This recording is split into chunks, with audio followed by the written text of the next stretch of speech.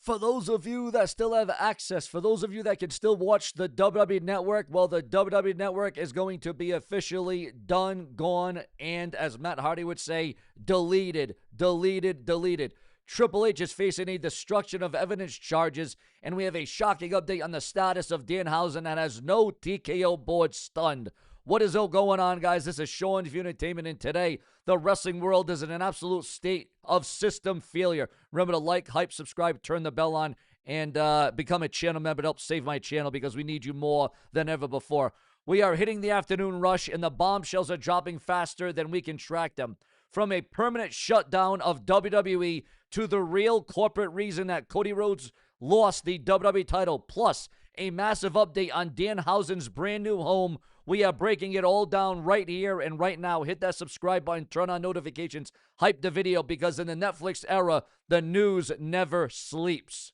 It is official. WWE has sent out the final emails. On April 1st, 2026, the WWE Network, as we know it, will cease to exist permanently. The standalone app is gone for good. If you are on Netflix by April, you are locked out of the history of the business. This is the final nail in the coffin for the old WWE Network. So for those of you that still watched it, that still saw it, that still got it illegally, you will no longer ever be able to see the WWE Network ever again. And that, my friends, is a very, very sad state of affairs. Again, we're talking about a permanent shutdown of the network to the real corporate chaos about Cody Rhodes. And again, guys, we're going to go dig deep. We're going to give you the exclusive, the elusive. We're going to give you the unapologetic right here on SeanzView Entertainment. Remember to go check out my video before this one because it's a huge update and it is blockbuster updates all over the damn place. Now, ladies and gentlemen, why did Cody Rhodes lose the Undisputed Championship? Well, we just found out, according to the dirt sheets, the websites, and the newsletters, according to those in the know, and it shows the cold corporate side of TKO.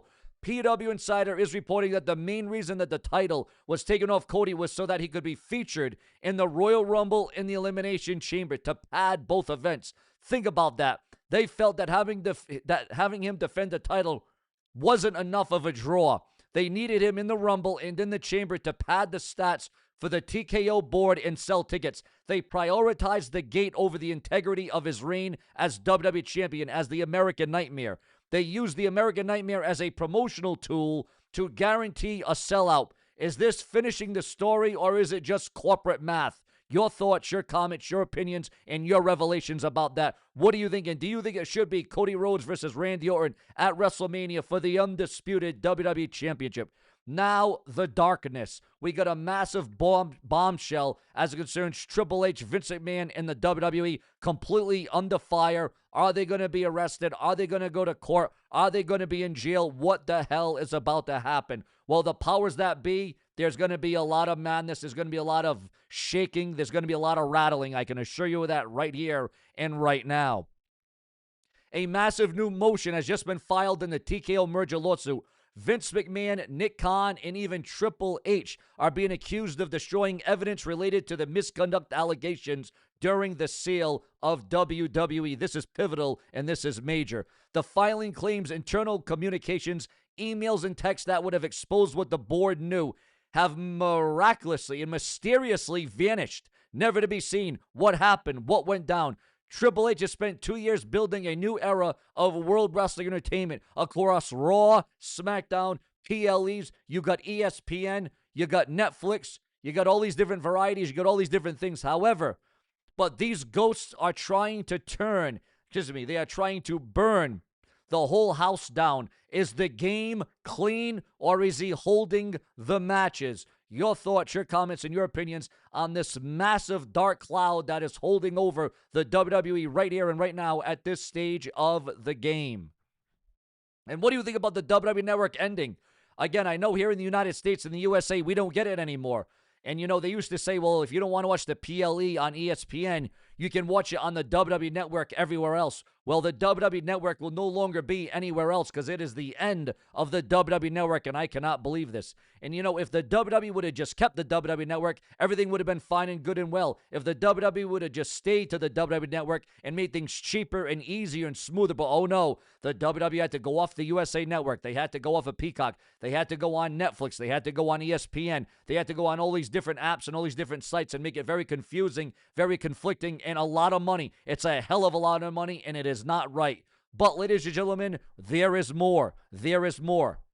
We heard a lot of rumors and gossip. We've heard a lot of negativity about Danhausen. We've heard a lot of negativity. But wait, there is a bright spot in all of this chaos. Remember to like, comment, subscribe today because we can't do this without you. While Triple H deals with the lawsuits and the WWE is dealing with that dark cloud over their head, and this is all on the road to WrestleMania. The WWE did not need stories like this leaking on the road to WrestleMania, but that is exactly what we're getting.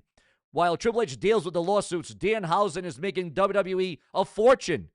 Again, even though there's a lot of negativity and a lot of people don't agree with his character and his presence and the way that he debuted at the Elimination Chamber in Chicago, according to PW Insider, WWE officials are now reportedly pleasantly surprised, their words, not mine, with the massive merchandise numbers that Danhausen has generated since his debut.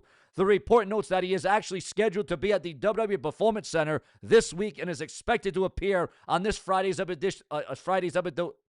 Wow. A lot of botches and bloopers, guys. Hey, this is how you can tell I'm not Real I. You're getting the real, authentic, botching, blooping, mistaken Sean's View entertainment. But anyways, he is expected to appear, easy for me to say, on this Friday's episode of SmackDown. And I want to make this right. I will never give you AI. I will never give you fake. I will never give you reruns. I will always give you the authentic, the natural, the organic Sean's View entertainment. I will never shift, and I will never go away from that ever. But again, he will be at the Performance Center and on Friday's episode of SmackDown on the USA Network. Interestingly, the very evil, the very nice Danhausen hasn't been assigned to a specific brand yet in the WWE. However, the WWE is still figuring out if this very nice, very evil persona fits better on the Netflix Raw transition or Friday nights. But one thing is clear as concerns Danhausen. The fans are voting with their wallets, and Danhausen is officially a top merch mover in 2026. Your thoughts, your comments, your opinions, and are you shocked and are you surprised that he's moving merchandise again? The WWE could have him more as a mascot than a wrestler on Raw and SmackDown. But there's already early rumors that if he can keep pushing merchandise like this, that he could become a champion in the WWE sooner rather than later. Is that something that you would be interested or invested in? Danhausen, imagine the title. Your new WWE champion, Danhausen. Now, we all know he's close with CM Punk. We all know that Danhausen has the hookup in the WWE because he's friends. He's close with CM Punk. Is that going to change the dynamics of anything?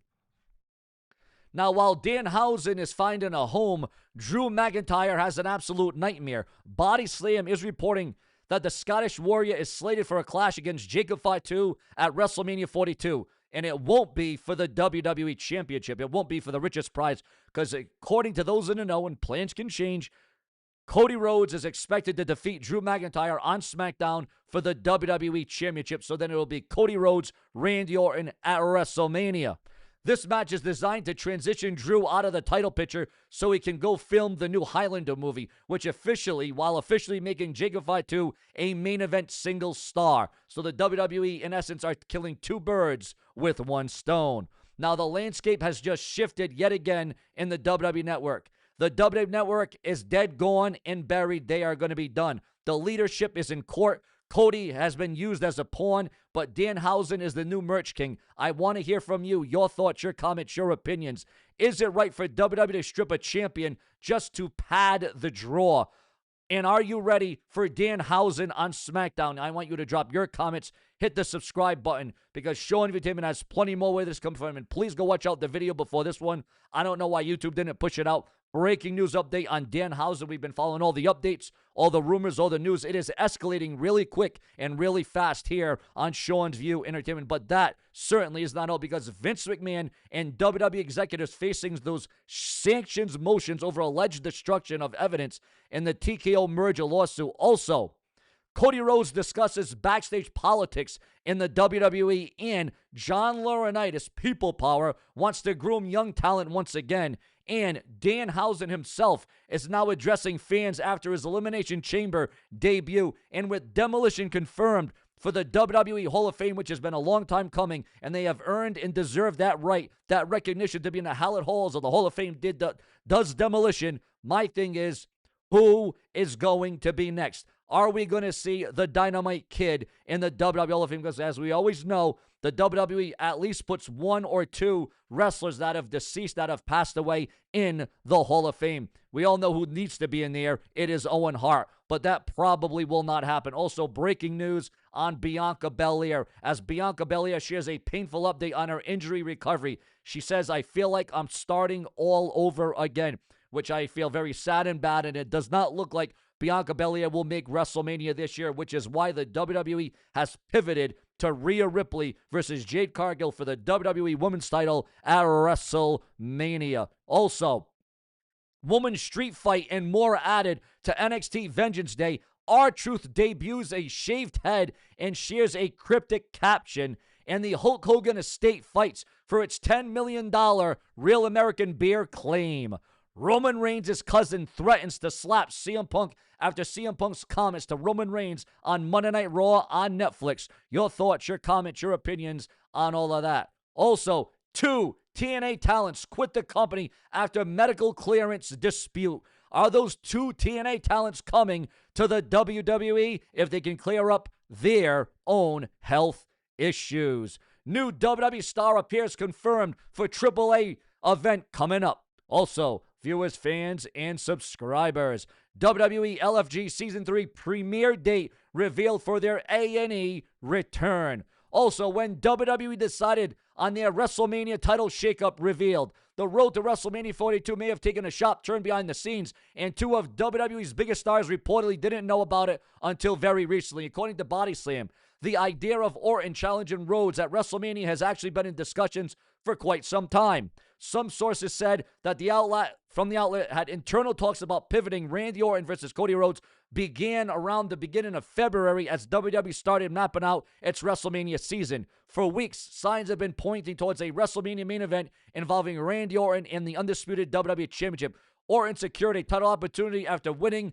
the Elimination Chamber match, and Cody Rhodes is now set to challenge Drew McIntyre for the championship on this week's edition of SmackDown. The goal was reportedly to shake up expectations and deliver a payoff to a storyline tease between the 2 stars that have been building for years. However, the timing of when the talent themselves learned about the direction may surprise some. According to the report, Rhodes and McIntyre weren't informed about the creative shift until last week. Randy Orton already secured his title opportunity at Elimination Chamber, meaning the pieces appear to be falling into place for a high-profile clash between 2 longtime rivals. But who's going to be the face and who's going to be the heel between Orton and Rhodes? The timing comes as WWE prepares for a major championship match this Friday on SmackDown. If Rhodes wins the title, the result would line up directly with the rumored WrestleMania 42 direction. Do you think Cody Rhodes versus Randy Orton is the right main event direction for WrestleMania 42, or should Drew McIntyre have remained part of the title picture? Your thoughts, your comments, and your opinions on all of that. I know there's going to be a lot of madness. There's going to be a lot of hot break over that. Also, the original WWE plans for the Usos' next feud scrapped after injury shakeup to Jey Uso. Yet another big story we're working on at this hour and at this time. Speaking on the Wrestling Observer Radio, Dave Meltzer explained that the WWE initially planned for the Usos to enter a major tag team program with a different vision lineup before the injuries forced creative changes. According to Meltzer, WWE's creative direction shifted once injuries began affecting key players, led to a storyline switch tied to it. Another injury reported forced WWE to pivot again, leaving the current pairing as the only realistic option. And then, when Seth got hurt, it was probably going to end up being Reed and maybe Logan, or maybe even Theory. I don't know. So now it's going to Theory and Logan, because Reed got hurt. With Bronson Reed and Braun Breaker currently sidelined, Logan Paul and Austin Theory appear to be the only available Vision members positioned for a major program. That likely explains why Raw immediately pushed them into conflict with the Usos during Monday Night Raw. Do you think the WWE should move forward with the Usos versus Logan Paul and Austin Theory for the tag team titles? Or would the original plan with Braun Breaker and Bronson Reed would have been a stronger feud? WWE is no stranger to adjusting plans when injuries disrupt the roster, and this situation appears to be another case of the company rewriting creatively on the fly. One that could see the Usos square off against Logan Paul and Austin Theory in a featured tag team rivalry, and what could have a stipulation of a tornado tag team style match. Your thoughts, your comments, and your opinions on all of that. This is Sean View. This is what I do. I'm all about the viewers, the fans, and the subscribers. Subscribe.